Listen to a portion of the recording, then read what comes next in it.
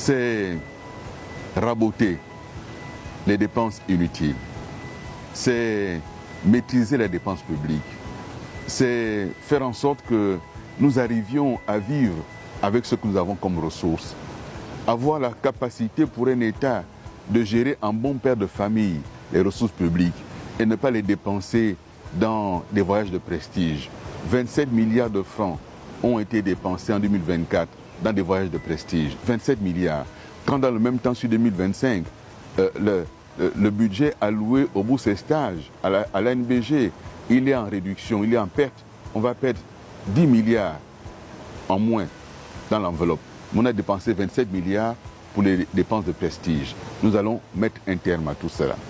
Nous allons raboter les institutions qui ne fonctionnent pas.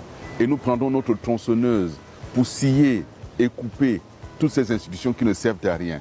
Le Sénat. Je ne suis pas contre les sénateurs, mais j'ai été ministre, j'ai été parlementaire. Et le travail parlementaire, la primeur revient à l'Assemblée nationale. Et nous perdons du temps, de l'énergie dans la question de l'adoption des lois. Parce qu'une loi, on la défend et à l'Assemblée nationale et au Sénat, et elle doit être adoptée en termes identiques. Nous perdons du temps, nous perdons de l'énergie, nous perdons de l'argent, nous perdons aussi les réformes parce que ça prend beaucoup de temps les réformes. Et donc le Sénat n'a pas prouvé son utilité. Il faut absolument il faut mettre un terme à l'existence du Sénat. Je l'ai dit, il faut absolument couper ça. La médiature de la République n'a réglé aucun problème. Il faut couper cela. Le Conseil économique et social, il faut enlever cela. Ça ne sert à rien. Et nous reviendrons à la Constitution de 1991, révisée par la loi référendaire de 1995. Une Constitution équilibrée, qui redonne des pouvoirs au Premier ministre. Une Constitution équilibrée, qui fait que chaque institution joue réellement son rôle.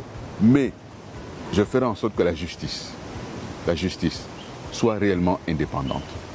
L'état de droit ne peut pas être mis en œuvre avec une justice aux ordres, avec une justice à qui on indique ce qu'il y a à faire, à qui on dit un tel faut le mettre en prison, un tel faut l'enlever de prison. Et dans ce cadre-là, je le dis très clairement, la justice sera totalement indépendante et le président n'aura pas à présider le Conseil supérieur de la magistrature.